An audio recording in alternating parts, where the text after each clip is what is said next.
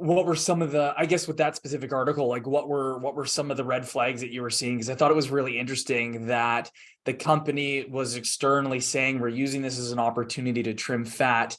Yeah, And I think it was probably with like decent intentions, where it was maybe like a shareholder or a value statement that's of like, right. we're going to That's try right. to save face. Yeah. But inherently, you were bang on that it is hugely devaluing the people that they're letting go, and being very I don't know if it's derogatory, but just not being Mhm. fair to the people that are exiting the company. Yeah, I think it's really devaluing the mindfulness of a good investor. So you're telling me letting thousands of people go, like, good for you. Yeah, get all those low people out. Oh, what does that mean about your leadership? You're also showing us your hand that you're not a people first, and you're leading with cost cutting and not your good leadership for the future, which as an investor would make me pause, right? Like, that's really pretty short-sighted to handle it that kind of way. And I hope that we can learn from some of these lessons to, raise the bar, or we're just going to live with the fact that this is going to be a more transactional employer-employee relationship going forward, like your plug and play. I And think I think as soon as you like shared that article and I read it, I would argue that I don't know what the number would be, but a lot of people would read it and just be like, "Oh yeah, great." Like, it goes over their head. But as soon as you said, by saying this, you're now saying this, and also it shows poor leadership. How did those people even get there? Like, there's so many ripples yeah, that if that's what you did and you trimmed fat, well, where did the fat come from?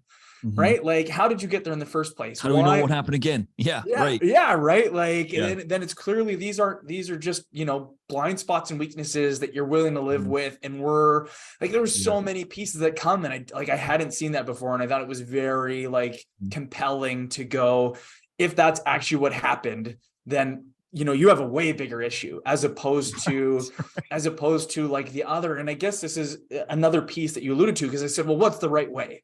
Like, what is the right way then? Because I have no idea. I've not had Yeah, to go through it. I'm yeah, not in the space. And you framed with that, like, our organization's looking at everything they need to cut, and you highlighted a bunch of things. And I think it's even, we saw the crying CEO years back, or maybe a year or whatever, where he posted that picture of how he had to go through layoffs, and they're mhm. traumatic and challenging. But again, then people are saying, well, why don't you not take a paycheck? Why don't you, Yeah. do these things?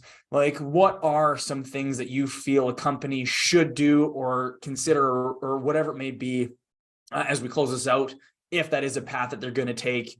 And maybe the last piece to that is are these all things that should be visible, or is the expectation just that whether it is visible or not, that an organization should be doing this before impacting, thousands or Yeah. hundreds of thousands of people? I think if you want to be a transparent organization towards the goal of building trust, 100%, you need to be telling people everything that you've tried to do. Mm-hmm. Your expenses are, whether it's real estate, it's benefits, it's executive salaries, it's perks.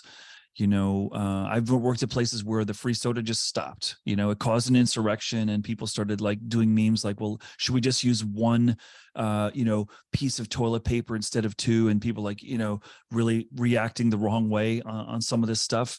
Or, things like, free rides, or cut down on business travel. That's another big one. Okay, we are just going to go all virtual. I mean, business travel has been less during the pandemic, and the airlines industry has been hurt because of that. But Yeah. there's so many things that you can try to do. And I gave the example of a shutdown: close your offices for the holidays, or for the middle of the year, for around holidays. Give your employees notice on that, or make them take vacation, because sometimes vacation policies have, the money's already been saved, so you can have people burn that down, so you don't have to save as much money. There are a lot of things to do, and if you're not sure, ask your employees, what can we do to save expenses so we don't have to do staff reductions? Like, what do you think? Right.